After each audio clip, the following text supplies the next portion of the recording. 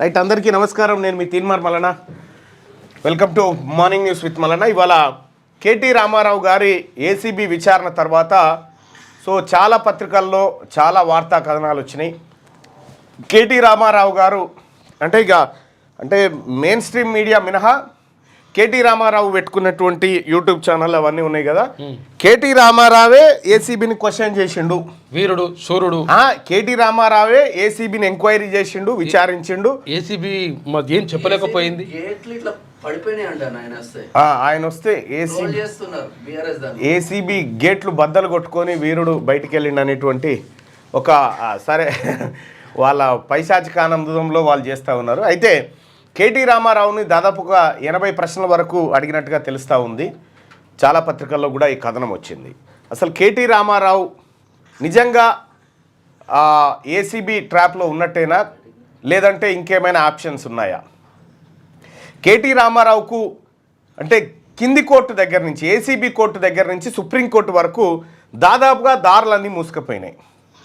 ఎక్కడ కూడా ఆయనకు రిలీఫ్ దొరకకుండా అత్యవసరంగా విచారించాలని చెప్పి వేసినటువంటి పిటిషన్ కూడా సుప్రీంకోర్టు తోసిపుచ్చింది.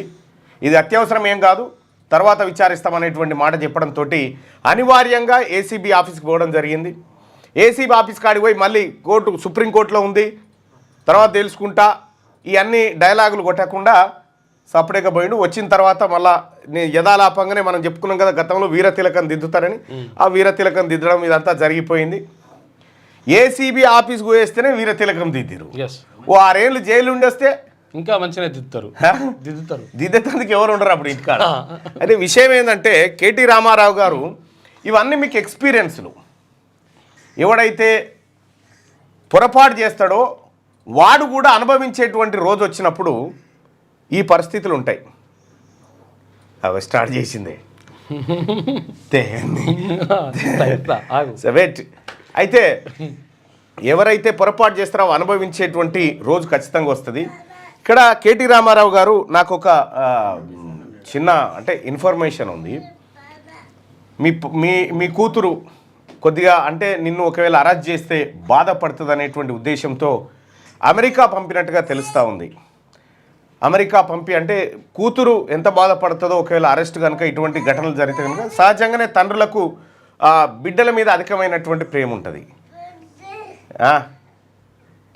అయితే సహజంగానే ప్రేమ ఉంటుంది, చాలా ప్రేమ ఉంటుంది తండ్రికి ఆడబిడ్డలకు. సో మీకు అలాంటి ప్రేమ ఉండడంలో అతిశయోక్తి కాదు, ఉండాల్సిందే కూడా. సో ఆ పాపని అమెరికా పంపినట్టుగా తెలుస్తూ ఉంది. సో పంపితే ఒకవేళ నేను రాంగ్ కూడా కావచ్చు, ఒకవేళ పంపితే మట్టుకి మీ పాప తట్టుకోలేదని చెప్పి మీరు ఎంతైతే ఆవేదన చెందుతూ ఉన్నారో, సో తొలి వెలుగు రఘును నడి రోడ్డు మీద కిడ్నాప్ చేసినప్పుడు రఘు పిల్లలు ఎంత బాధపడి ఉంటారు. సో నేటి దాత్రి రాఘవేందర్ని నడి రోడ్డు మీద ఇంట్లోంచి గల్లాబట్టి గుంజుకపోయినప్పుడు వాళ్ళ పిల్లలు ఎంత బాధపడి ఉంటారు. నన్ను అరెస్ట్ చేసినప్పుడు నా పిల్లలు ఎంత బాధపడి ఉంటారు. ఇక నా బిడ్డ ఇక్కడే ఉంది, నా బిడ్డ కదా బిడ్డ, బాధపడ్డావు అప్పుడు చిటి అంటుంది. అట్లా ఎవరికైనా కుటుంబాలు ఉంటాయి. ఎవరైనా అక్రమ అరెస్టులు ఇవన్నీ చేస్తే సరే నీ దాంట్లో సరైనటువంటి ఆధారాలు లెక్కలు అవన్నీ ఉన్నాయి. కానీ నీవు చేసినటువంటి అరాగిరి 10 ఏళ్ల కాలం పాటు చేసినటువంటి అరాచకం ఏదైతే ఉందో అది వాళ్ళని కళ్ళ ముందుకు వచ్చేసరికి కొద్దిగా కళ్ళు చెమ్మగిల్లినట్టుంటాయి నీకు. ఎప్పుడైనా కూడా కాంగ్రెస్ పార్టీ ప్రభుత్వం, కాంగ్రెస్ పార్టీ నీలాగా వ్యవహరించినంటే ఈ పాటికి మీ దుకాణాలు షట్టర్లు గుంజేసేటోళ్ళు కిందకి. కానీ కాంగ్రెస్ పార్టీ నైజం అది కాదు. ముఖ్యమంత్రి రేవంత్ రెడ్డి గారు సౌమ్యంగా వ్యవహరిస్తున్నాడు కాబట్టే నువ్వు సంకలు ఎగిరేస్తా ఉన్నావు. గడపర పెట్టలే. కానీ ఒకటైతే నిజం, కేటీ రామారావు గారు ఇప్పటికైనా ఈ డాంబికాలు బంద్ చేసి తప్పు ఒప్పుకొని, సారీ తెలంగాణ ప్రజలారా, నేను మీ సొమ్మును దుర్వినియోగపరిచిన, నేను శిక్షకు అర్హుణ్ణి, నేను అమరవీరుల స్తూపం దగ్గర ముక్కు నేలకు రాస్తా, దయచేసి నన్ను వదిలిపెట్టమని చెప్పండి ముఖ్యమంత్రి గారికి, లేకపోతే ఏసీబీకి అని చెప్పి ఒక మాట రిక్వెస్ట్ చేయి. తప్పే ఉందా చేస్తే? తప్పు చేసినప్పుడు ఇప్పుడు బిడ్డ బాధపడు కంటే ఎక్కువనా? ఓ బిడ్డ కోసం ఏదైనా చేసేటువంటి తండ్రులు ఉన్నారు. మరి అటువంటిది నువ్వు కూడా ఒకసారి ఆలోచన చేసుకోవాలి కదా. ఇక కేటీ రామారావు గారు పోతో ర్యాలీ వస్తో ర్యాలీ, అదే ఒకటి మళ్ళా. ఇక నిన్న లోపల పోయి క్వశ్చన్ చేస్తే ఆ పాపం అడ్వకేట్ని ఎంట పెట్టుకొని పోయిండట. అడ్వకేట్ని ఎంట పెట్టుకుని పోతే కన్సూపు మేరలో కూర్చోవచ్చు అంటే ఆయనకు ఒకటి సపరేట్ ఏర్పాటు చేసిరట. వీడికేం చాలా దూరంలో కేటీ రామారావు ఉండట. అయితే క్వశ్చనింగ్ అయిపోయి మధ్యాహ్నం తిన్న తర్వాత ఈ అడ్వకేట్ గారు నిద్రలు ఉండట. ఈ అడ్వకేట్ గారు నిద్రపోతే వాళ్ళే పోయి లేపి అయ్యా సారు లేవయ్యా నిద్రపోయినావు అటు చూడాలంటే ఒకటువంటి అడ్వకేట్ గట్టి లీగల్ టీం నీ ఎంటా ఉంది. ప్రాబ్లం లేదు. కానీ ఒకటైతే సత్యం, కేటీ రామారావు గారు ఇప్పటికీ తెలంగాణ రాష్ట్రంలో రాష్ట్రం ఏర్పడ్డప్పటి నుంచి 10 ఏళ్ల మీ అరాచక పాలన తర్వాత మీరు గద్దె దిగిన తర్వాత 1 ఇయర్ తర్వాత కూడా మీ అరెస్టును తెలంగాణ జనం కోరుకుంటారంటే మీరు చేసిన అరాచకానికి ఇంకా ప్రజల్లో ఎలాంటి విద్వేషం ఉందో మీరు ఒకసారి అర్థం చేసుకోవాలి. మారండి, ప్రతిపక్ష పాత్ర పోషించండి, ఈ రాష్ట్రంలో ప్రజలకు మేలు జరగడం కోసం మీ వంతు పాత్ర వహించండి. ప్రతిపక్ష నాయకుడు పత్త లేకుండా పోతాడు, నువ్వేమో ముఖ్యమంత్రిని పట్టుకొని అడ్డగోలుగా మాట్లాడుతూ ఉంటావు.